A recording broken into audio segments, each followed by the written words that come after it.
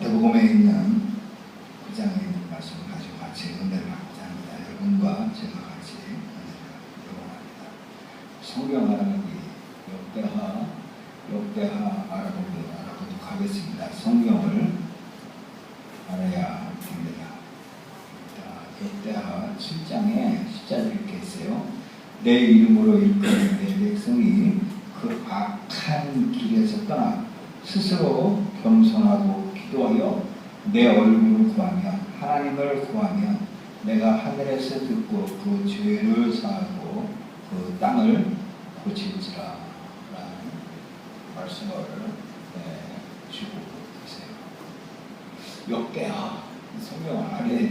알아야 이 성경을 이해할 수가 있어요.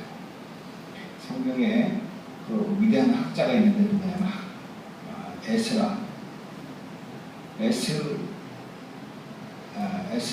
에스라라는 에스라 학자예요. 지금 말하면 문학 박사 뭐 이런 박사인데 그 사람이 이 고대 근동 지역에 바벨론으로 이루스 이 페르시아 파사에서 여기서 학사 에스라가 남의 나라에 가서 에스라가 성경을 연구하는 거예요. 성경을 우리 조상이 복을 받은 조상인데 왜 조상이 복을 받아야 되는데 왜 남은 나라에 가서 종살이를 했을까? 왜 고생하고 했을까라고 하는 그것을 연구하면서 성경을 채집을 해요. 성경을 막 모든 엘문서, 제사문서, 기도문서 뭐 이런 문서를 채집을 해서 이분이 에스라가 성경을 연구를 하면서 이 성경에서 보니까 여기서 연구를 해가지고 여기서 수만 킬로미터는 이곳에 와서 다시 귀환을 해요. 그 여기서 성전을 짓고 성전을 다시 회복하고 하나님을 찾아요. 하나님을 찾고서 성경을 표현해서 백성들에게 전부 모아놓고서 학사 에스라가 성경을 읽어주는 거예요. 성경의 조상이 이래서 성경에 이랬기 때문에 우리 조상이 이래야 된다라고 하는 그 당위성을 설명한 것을 기록한 것이 역대하. 그래서 오늘 주부에 이거 잘 읽어보세요. 역대하. 이 주전 450년경에 에스라가 기록했다라고 하는 말을 읽어보시기 바랍니다. 우리가 인생을 살면서 성경을 도외시할 수가 없어요. 왜냐하면 인류의 창조 근원이 창세기에서 성경에서부터 문헌이 펼쳐졌어요. 성경에서부터 믿거나 말거나가 아니에요. 이거는 필연이에요. 필연. 반드시 하나님은 창조했다라고 하는 이 창조의 역사서부터 창조기 이 성경이 가장 인류 역사에 가장 많이 팔린 책이고 앞으로 가장 많이 팔릴 책이고 읽힐 책이에요. 그래서 역사학자들이든 이 우주 만물을 연구하는 모든 사람들이 성경을 캐로 삼지 않고서는 풀어낼 수가 없어요. 인류를 내 존재 이유와 내가 살아가는 목적, 삶의 목적 이것을 풀어낼 수가 없어요. 성경을 통해서만이 가능하기 때문에 성경을 일평생을 두고 우리는 탐구를 해야 됩니다. 그래서 역대기 하에 기록된 내용이 그 에스라가 자기 조상 약 500년 전에 있었던 다윗 왕의 역사를 지금 소개하고 있는 거예요. 역대하 1장에 다윗이 전에 예루살렘에 하나님의 교회를 위하여 하나님의 언약을 위하여 장막을 쳤으므로 즉 하나님의 집 성전을 쳤으므로 라고 그랬어요. 그래서 성전을 그 교회는 다윗이 이미 기다려부터 예배의 문서를 메어 올렸고 그랬어요. 뭘 받으려면 성경책을 가까이 하세요. 복을 받으려면 성경을 가슴에다가 품고 살아야 돼요.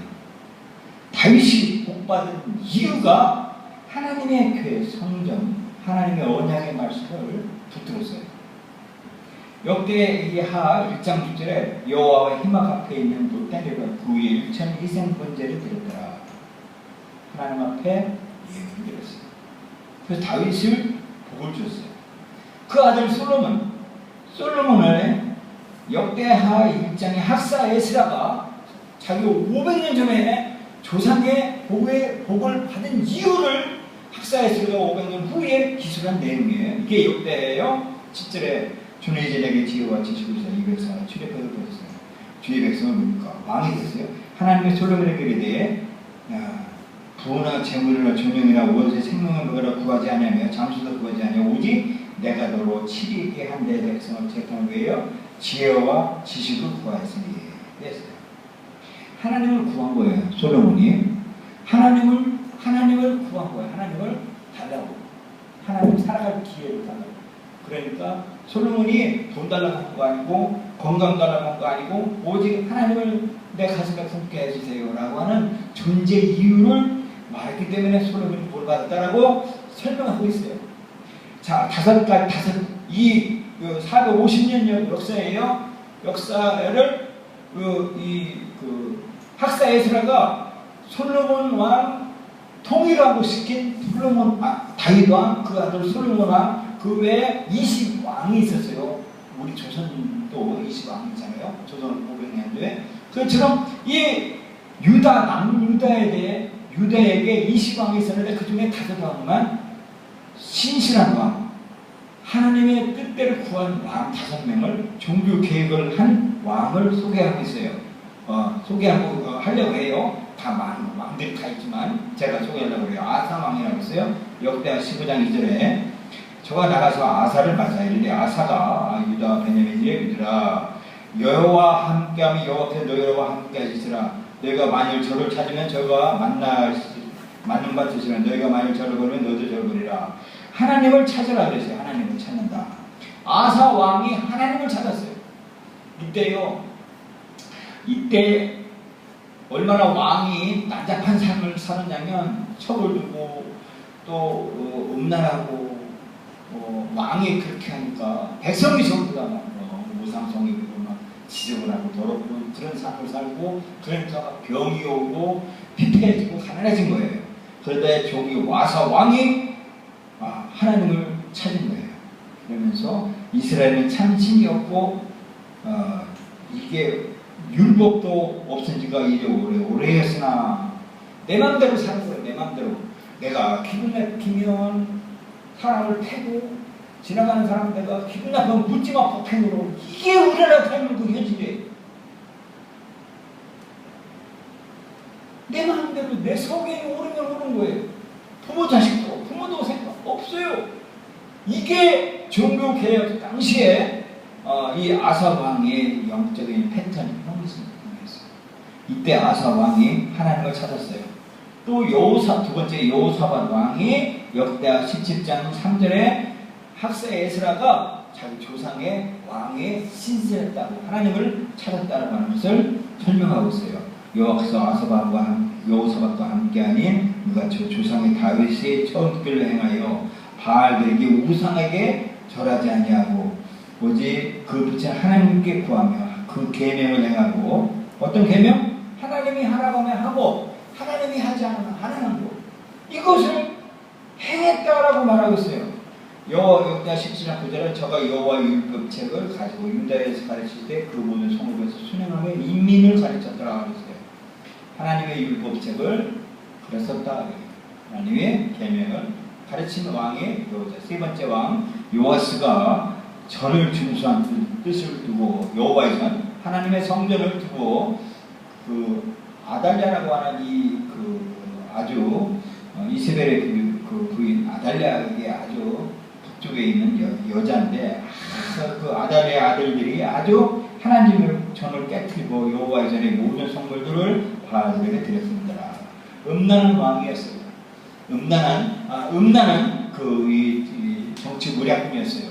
이 아달랴를 쳐부수고 요아스 어린 나이에 왕이 돼가지고 이 아달랴가 이 다윗 왕의 후손들을 처음으로 처단했는데 여호야다라고 하는 이 대제사장이 어린 핏덩어리 요아스를 성전에다가 숨겼어요. 얘만 사는 거예요. 어린 요아스만. 다윗 왕이 하나님의 계명을, 구원의 약속을 이룰, 역사를 일으킬. 그래서 어린 나이가 요아스가 어린 나이에 성전에서 컸어요. 왕이 됐어요. 어린 나이에 왕이 돼가지고 하나님을 찾기 시작해요. 그것이 요아스 왕의 전부예요. 네 번째 왕이 히스기야 왕이에요. 이때 29장 10절에 이 낭심을 불구고 성소에 분양하지 않으면 이스라엘 하나님께 번제를 드리지 않냐고 사람들이 여호와께서 유다와 예루살렘을 진노하시고 내어 버려서 두려움과 놀람과 비웃음거리가 되게 하신 것을 너희가 복당한 바라. 역사는요, 역사를 탐구하는 이유가 뭐냐면 하나님을 버리면 거지 돼, 거지. 알겠어요? 하나님을 버리면 가난해지고 종살이 한다니까요.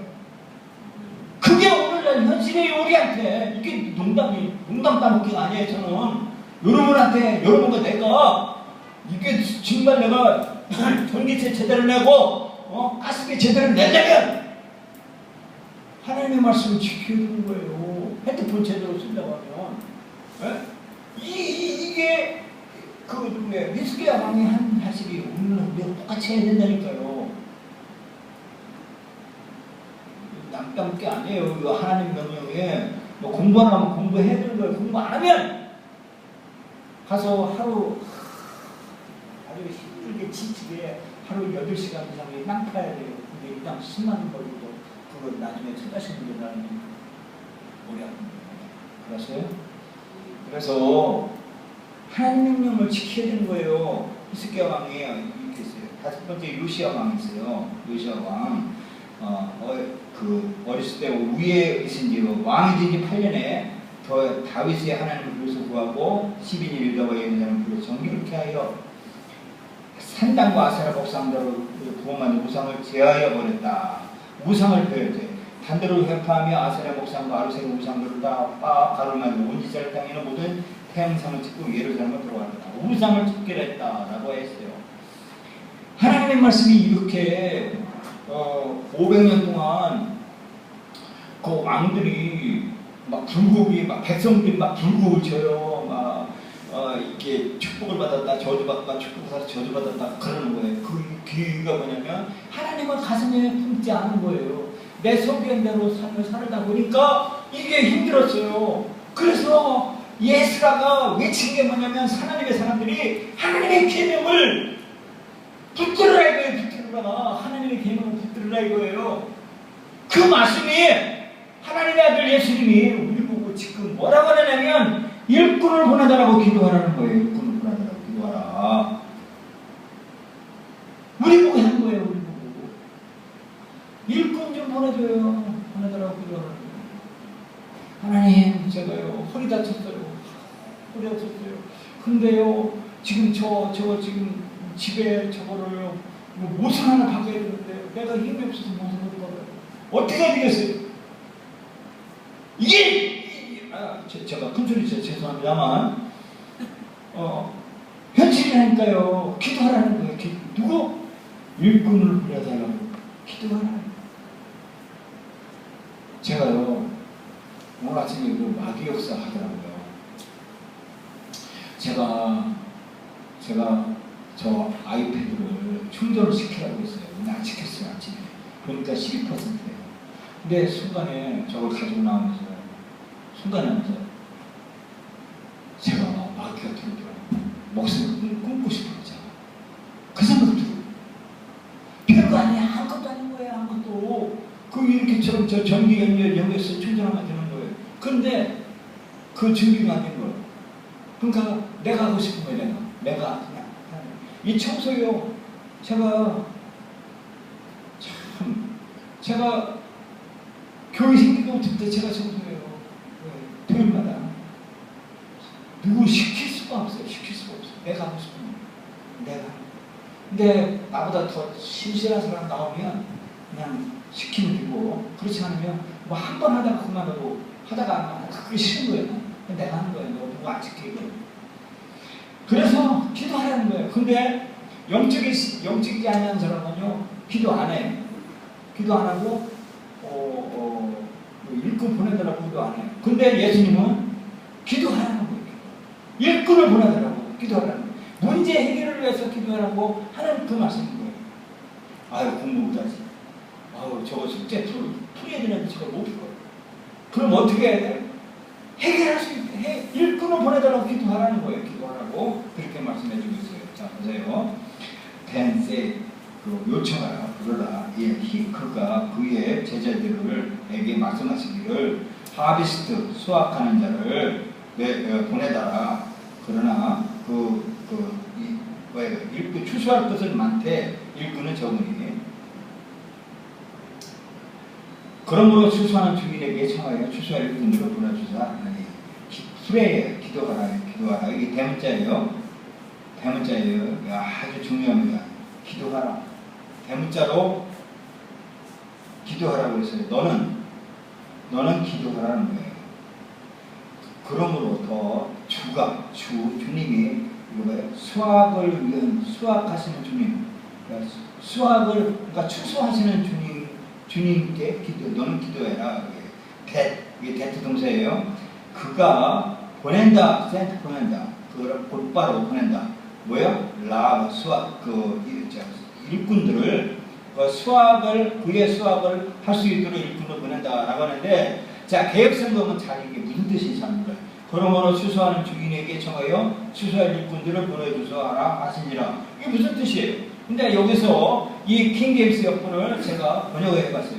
이것을 캡처를 했어요. 그러므로 너희는 주께 기도하라. 이거예요. 주님께 대문자였죠. 기도하라. 너희는 수확하시는, 누가 수확하냐? 주님이 수확하시는 거예요. 주님께서 주님의 수확밭에 일꾼들을 보내실 것을 청하라 그랬어요. 이거하고 확실히 다르죠. 이거하고 이 말씀이 뭐냐면 우리는 기도해야 되는데 나의 문제를 해결해 줄 하나님이 그 문제를 해결할 권한이 있는 거예요. 하나님이 그 문제를 해결할 그분이 반드시 해결할 분인데 하나님이 해결하셔야 되는데 내가 할 수가 없다는 거예요. 그렇기 때문에 하나님이 해결하시기 위하여 하나님이 친히 준비해 놓은 그 사람을 와서 하도록 하게 기도하라는 거예요. 그럼 우리는요 기도하는 거예요. 기도. 일꾼들을 위해서, 나를 도와줄 사람들을 위해서 기도하라고 하는 말씀이 오늘 본문 말씀입니다. 그래서 우리는 사정없이 기도해야 돼요. 사정없이요. 사정없이요. 어떻게 기도해야 되냐?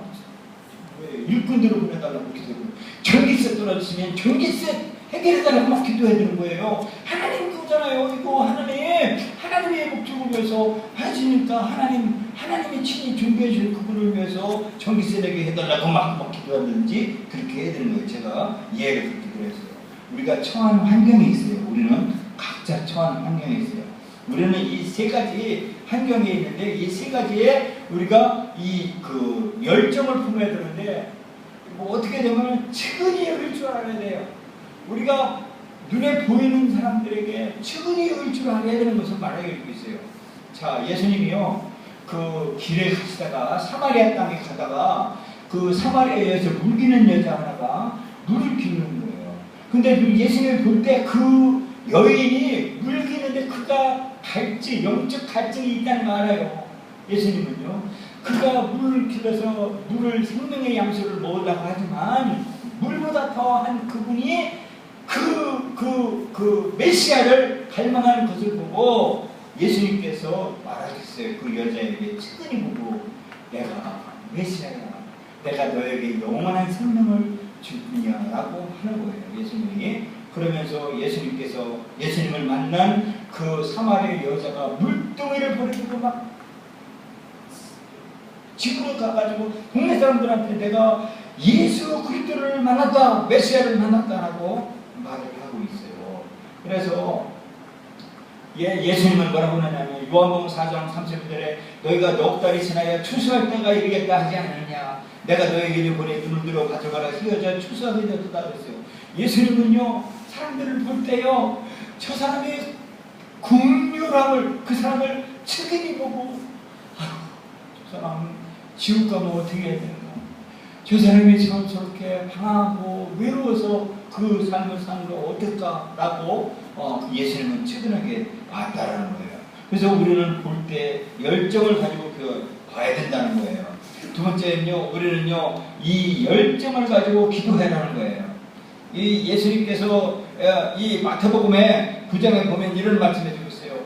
예수님이 천국을 전하기 위하여 귀신 쫓아내고 병 고치고 그리고 약한 것을 고쳤는데요. 사람들이 목자 없는 그 양같이 유리하는 것을 봐요.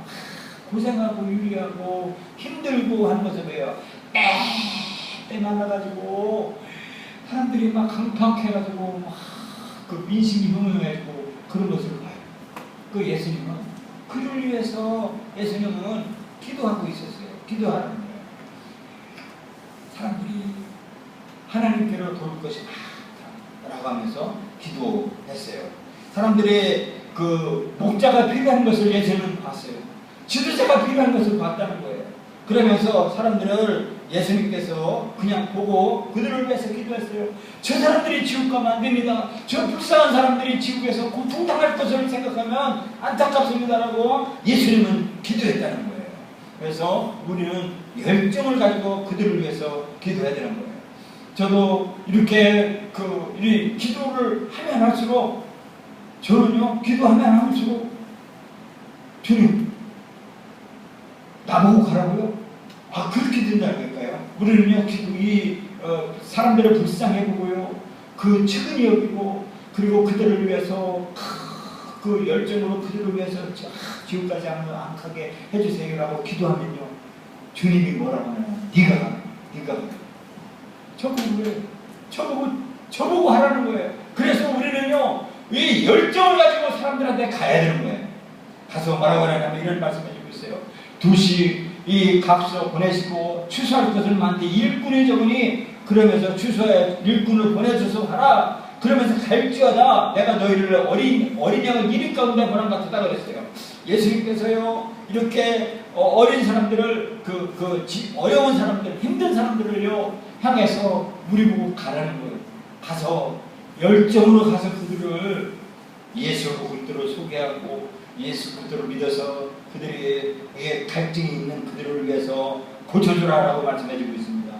그러면서 병자들을 고치고 말하기를 하나님 나라가 너에게 가까이 갔다 하라라고 말씀해주고 있어요.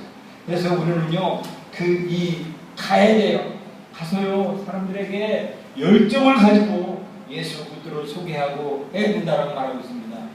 일꾼들이 있어요. 우리 추수꾼이요, 추수꾼. 사람들이 이 추수꾼이 있는데 이 추수꾼이 어떤 열정을 가냐면 예수님이 많은 열정을 가지고 있어서요.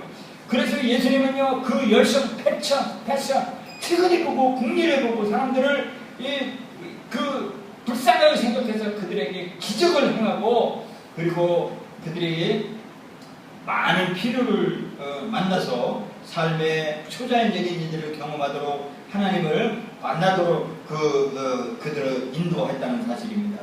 예수님께서 말씀하셨어요. 4,000명과 남자들만 4,000명, 그리고 여자들과 어린애들까지 수많은 사람들을 예수님께서 먹이고 살려주고 입히셨다는 것을 봅니다. 그래서 우리는요, 일꾼들이 되어야 돼요. 이 성경에 보면 많은 사람들이 일꾼이 됐어요.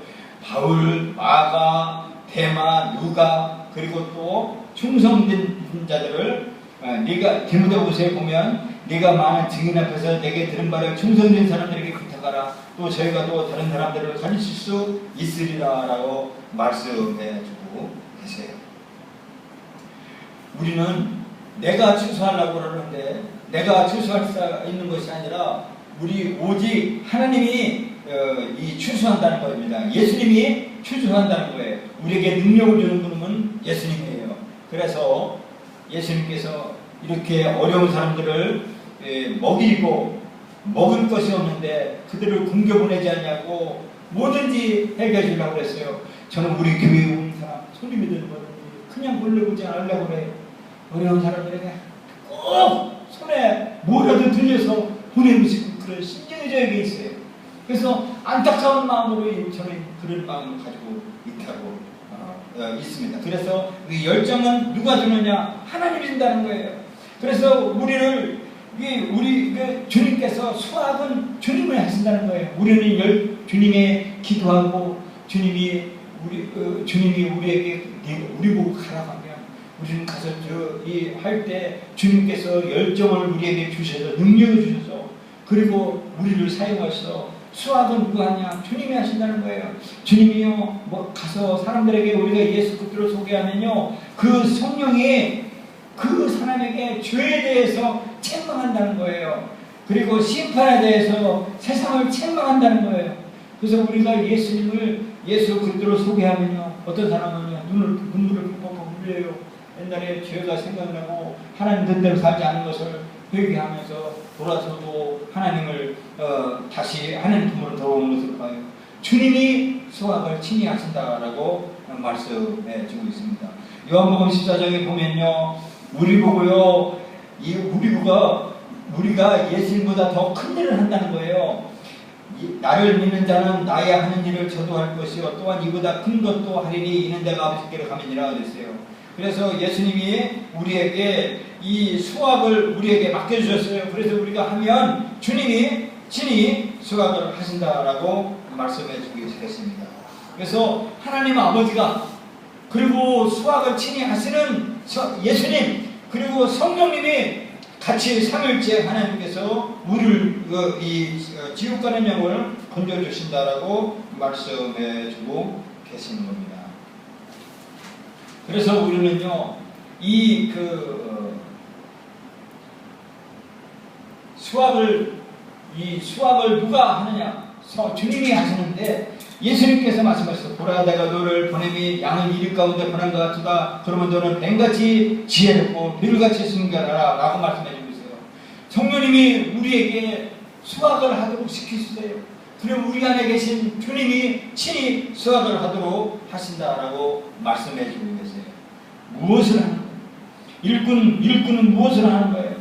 사람들은요 이 예수님께서 이 사람들에게 찾아왔을 때 귀신을 쫓아냈어요. 병과 약한 것을 고치는 권능을 주셨어요. 그래서요 수학을 할 수 있도록 우리에게 불판이 해졌대요. 사람들이 구원받은 사람들이 많이 있다는 거예요. 그래서 우리는요 많은 열정을 갖고요 그리고 가서 많은 목표를 달성하라고 말씀해 주고 있어요. 우리는 긴급하게 기도해야 되는 거예요.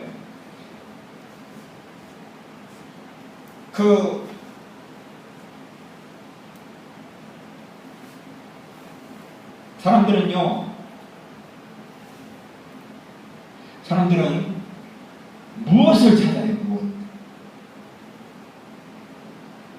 사람들은 무엇을 가지고 찾아요? 무엇을 해서 돈 벌지? 내가 무엇을 해서 먹고 살지? 이것만 생각해요. 사람들이 대다수 사람들이 그래요. 무엇을?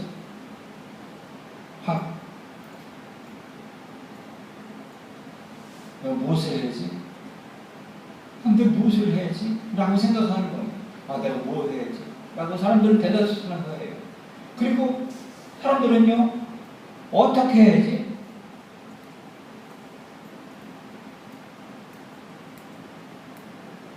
어떻게 할까? 어떻게 해야지? 그러니까 이런 말을 하나. 내가 돈을 벌어야 돼. 무엇을 해서 돈을 벌지? 이 생각을 많은 사람들이 해요. 그리고 내가 어떻게 돈을 벌지? 이런 생각을 많이 해요. 그리고 왜 해야지? 사람들은요, 왜 해야지? 라고 생각합니다. 근데 영적인 사람들은 순서가 뒤바뀌었어요. 요새 젊은 학생들이요, 저희 자녀들도 그래요. 내가 심부름 시키잖아요. 그럼 왜 해? 내가 왜 그 일을 해야 돼요? 이렇게 질문해요. 그러면 이거 당돌하는 거구나 하면서 말문이 탁 막혀요. 우리가 이 질문하는 요청하는 것이 초점이 포커스가 잘못됐을 수도 있지만, 그러나 왜 내가 왜 그 일을 해야 됩니까? 라고 그가 물을 때 그가 정확한 말을 한 거예요. 왜 내가 이 일을 해야 됩니까? 이유. 우리는요, 첫 번째 우리가 생각할 일은요, 왜 내가 이 일을 해야 되느냐, 이거예요. 내가 왜 이 일을 해야 되지? 이걸 먼저 생각을 해야 된다는 거예요. 우리는요. 왜가 왜? 내가 왜 이 일을 해야 되는 이유가 뭐냐, 이거예요. 그것을 우리는 생각을 먼저 해야 돼요. 우리는 주님이 기도하라고 그랬어. 라고 하는 이유예요. 주님의 이유가 뭐냐? 이유는 오직 주님이 기도하라고 하는 그 이유. 이 이유로 우리는 먼저 이유를 찾아야 되는 거예요. 내가 먼저. 그래서 내가 어떻게 다음에는 어떻게 기도해야 될까? 그래서 세 번째는 무엇을 기도할까? 이렇게 순서가 뒤바뀌어야 된다는 거예요. 그래서 우리는요, 내가 존재 이유에 대해서 우리 심각하게 고민해야 돼요. 내가 왜 살아야 되느냐? 그리고 내가 왜 이 일을 해야 되느냐? 우리는 여기에 질문을 우리가 스스로 질문하고 답변을 구해야 돼요. 우리는 내 존재 이유가 뭐냐? 내 존재 이유는 뭐냐? 하나님이 나를 만드셨고, 그리고 하나님의 일을 하게끔 나를 창조하셨고, 나에게 그것을 부탁을 했기 때문에 하나님의 일을 이루어드리는 존재 이유예요. 이유가 그거예요. 하나님이 하라고 한 거예요. 하나님이 나보고요, 일꾼을 보내달라고 청하라고 하는 그 이유예요. 다른 건 없어요. 다른 거는 내가 존재 이유, 내가 왜 일을 해야 되냐. 주님이 명령한 거예요. 예수님이 나를 구원하신 분, 나를 생명으로 인도하시고 영원한 그 생명으로 축복으로 인도하신 그분이 나에게 너희 일을 하라고 하는 이유예요. 주님이 하라는 이유밖에 없는 거예요. 어떻게? 그것은 다음 문제예요. 내가 어떻게 해야 될까? 어떻게 기도해야 될까? 또 내가 무엇을 기도해야 될까? 이것은 다음 단계예요. 그 때문에 우리는요, 존재 이유, 내가 왜 이 일을 해야 되는가? 라고 하는 거예요. 내가 복받기 위해서. 그것은 나중이라는 거예요. 주님이 왜 이 일을 하라고 하는가? 왜 열정을 가지고 이 기도하라고 하는가? 라는 것을 우리가 다 되새겨 봐야 된다라고 말씀해주고 있습니다. 저도 지금 이 말씀을 전하면서 약간 헷갈렸어요. 이걸 정확하게 전해야 되는데 양이 많은 줄 알고 지금 서둘러서 하다가 보니까 조금 초점이 흐리게 나고 돈 떠서 말씀을 전했는데, 어쨌든 오늘 본문의 말씀이 일꾼들을 보내달라고 기도하라고 말씀해 주셨어요. 주님은 많은 사람들을 보고 불쌍히 보고 측은히 여기고 그들을 위해서 기도했고, 그들을 찾아가서 그들에게 필요한 것을 주었어요. 그 명령을 주님이 우리 보고, 우리는 가지 못한다면 기도라고 하라고 그랬어요. 그럼 우리는 먼저 해야 되는 기도예요. 일꾼들을 보내달라고 기도해야 되고, 그들을 측은히 보고 기도해야 되고, 그리고 주님의 성령님이 감동 주시면 우리 보고 가서 그들을 예수님께로 인도하라라고 말씀해 주고 계십니다. 그래서 주님은 수학을 친히 수학하신 분은 주님이다라고 말씀해 주고 계십니다. 그래서 우리는 이 말씀을 해도만 안 해도만 아니라 우리가 반드시 주님의 이 일꾼들을 보내달라고 기도하는 여러분과 제가 되기를 예수님의 이름으로 축원합니다.